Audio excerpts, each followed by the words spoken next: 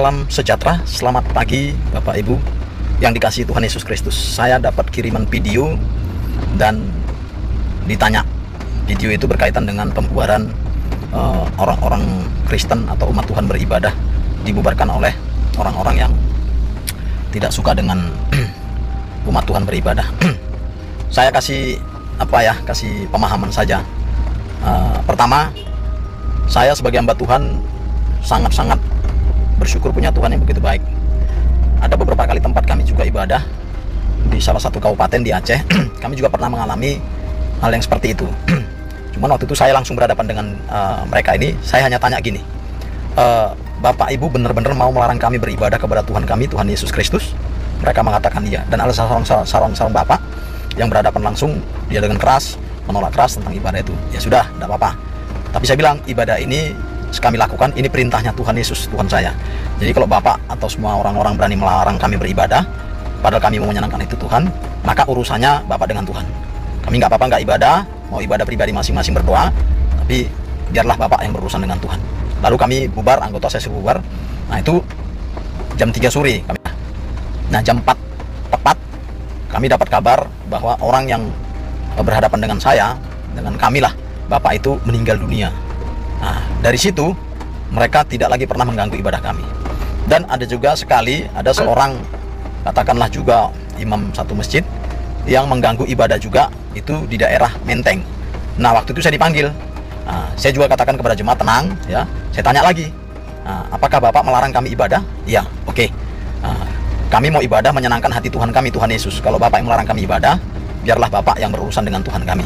Nah, itu juga begitu. Nah, itu kejadiannya jam 10 siang, tapi dia meninggal jam 8 malam. Nah, jadi gini Bapak Ibu, anak-anak Tuhan, khususnya para gembala, ya, kita nggak usah ngotot.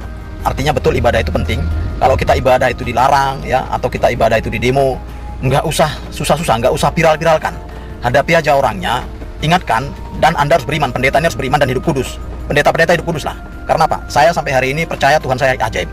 Apa yang saya omongkan itu Tuhan kehendaki. Itu bukan doa. Saya nggak menginginkan orang lain mati, enggak. Tapi ketika saya sampaikan itu, saya katakan Anda berurusan dengan Tuhan, itu luar biasa.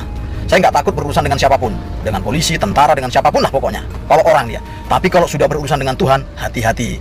Tuhan Yesus itu hidup. Jadi kalau ibadahmu, gerejamu ditolak, tidak boleh ibadah, nggak usah ribut, nggak usah viralkan. Hadapi orang itu dan tanya, apakah Bapak melarang kami beribadah, menyenangkan hati Tuhan kami, Tuhan Yesus? Kalau dia katakan iya, biarlah Bapak berurusan dengan Tuhan. Biar Tuhan yang urus. Setelah kejadian itu, lihatlah. Pasti ada hal yang luar biasa. Nggak usah ribut-ribut, nggak usah ribut-ribut.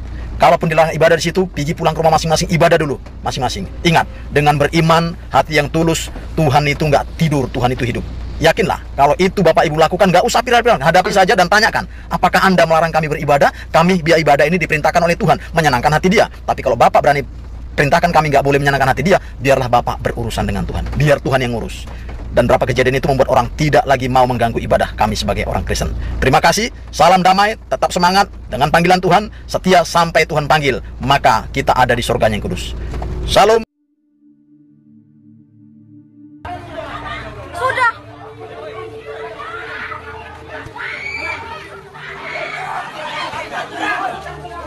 Berdarah-darah dia. Kenapa kamu nih? Kena pisau? Kena pisaunya. Dia pakai pisau? Iya. Pas teman saya ngadain ibadah doa Maria. Terus RT ngomong. RT namanya siapa? Namanya Diding.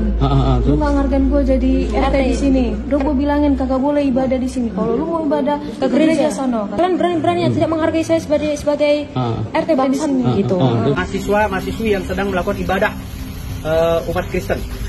Lalu terjadilah pemukulan bahkan pembacokan yang hari ini kami laporkan. Dan ternyata oknum Pak RT ini beragama Islam, teman-teman. Ini udah gua bilangin kagak boleh ibadah di sini. Kalau lu mau ibadah ke gereja sana.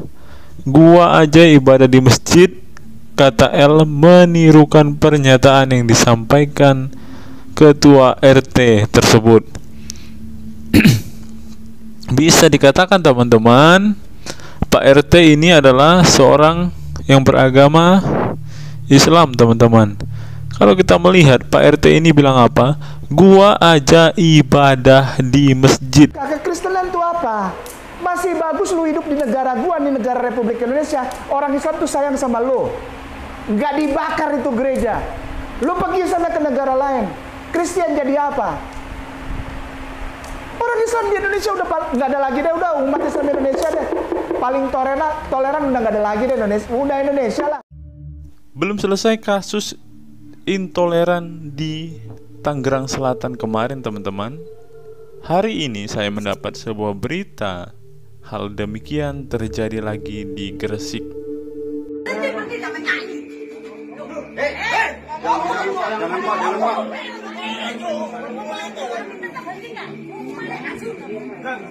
Belum kering mulut ini bahas pembubaran ibadah mahasiswa Katolik di Tangsel, sudah terjadi lagi pembubaran doa di rumah di PCI Perumahan Cermi Indah Kabupaten Gresik. Jemaat lagi doa di rumah, digeruduk warga yang ngamuk minta supaya jemaat berhenti nyanyi-nyanyi. Klarifikasi pengurus RW, katanya di perumahan itu dilarang ibadah di rumah. Pak RW, kenapa yang tidak boleh ibadah di rumah cuma yang Kristen aja? Kenapa yang Islam masih boleh sholat di rumah? Kalau memang dilarang ibadah di rumah, ya yang Muslim juga tidak boleh dong sholat di rumah. Kalau cuma berlaku ke warga Kristen aja, itu namanya diskriminasi sara dan fobia sama agama Kristen, Pak RW. Yang kayak gini mau protes penindasan Zionis, sementara di negeri sendiri jadi Zionis, nindas ke umat Kristen. Umat Islam boleh ibadah sholat di rumah, tapi umat Kristen tidak boleh ibadah nyanyi di rumah. Ini pemahaman Zionis syariah yang harus kita lawan bersama.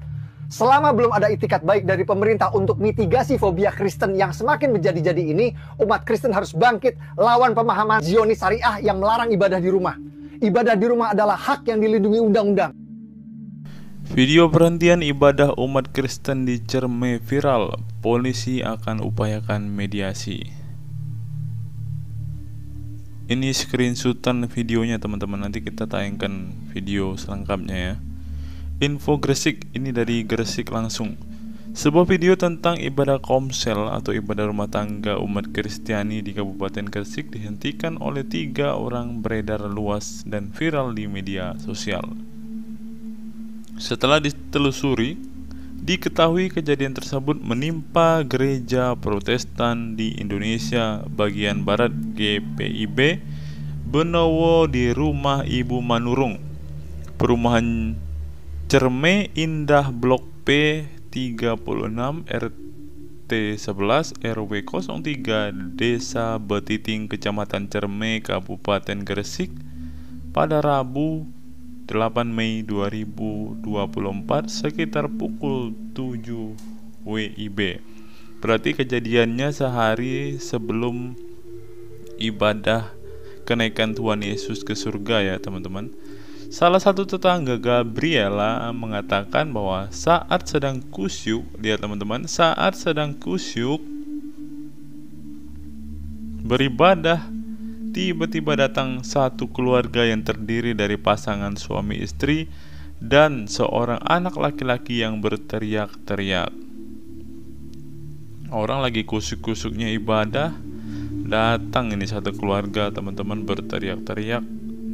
Mereka datang menyuruh berhenti dengan teriak-teriak sehingga mengundang warga setempat termasuk RT, ketua RT 11 yang berusaha meredam, ungkap Gabriela kepada Info Gresik Kamis 9 Mei 2024. Kejadian ini langsung membuat situasi panas dan hampir terjadi perkelahian. Apalagi 3 orang yang meminta menghentikan ibadah dengan omongan kotor dan kasar. Ditambah lagi mereka bukan berasal dari RT setempat. Ibadahnya juga tidak menggunakan sesuatu yang memicu suara keras, dan ini sudah berlangsung 10 tahunan, kata pemilik akun Instagram Gabriela PTRI ini. Sementara Kapolsek Cerme Ibtu Andik Asworo ketika dikonfirmasi membenarkan adanya kejadian di atas dan sudah mendapat informasi dari perangkat desa. Pihaknya kini sedang melakukan penyelidikan, bukan pembubaran, tapi menghentikan kegiatan yang sudah berjalan 80% mau selesai, ujar Andik. Lebih lanjut, Andik menyebut pihaknya akan berusaha mengupayakan mediasi terlebih dahulu, baik di tingkat RT maupun di tingkat desa. Kita masih menunggu konfirmasi dari RT setempat. Klarifikasi pengurus RW, katanya di perumahan itu dilarang ibadah di rumah. Pak RW, kenapa yang tidak boleh ibadah di rumah cuma yang Kristen aja? Kenapa yang Islam masih boleh sholat di rumah? Sepertinya Pak RW ini juga tidak jujur, teman-teman. Kalau kita melihat apa yang dikatakan Gabriela, saksi sekaligus tetangga orang-orang yang sedang beribadah ini, Gabriela mengungkapkan bahwa pada saat ibadah itu mereka tidak menggunakan pemicu suara yang akan membisingkan telinga orang-orang yang ada di sekitar situ, teman-teman. Dan fakta berikutnya, Gabriela ini mengatakan bahwa ibadah ini sudah berlangsung selama 10 tahun. Gabriela pun mengatakan bahwa orang pada saat itu sedang beribadah, lagi kusyuk-kusyuknya beribadah, teman-teman.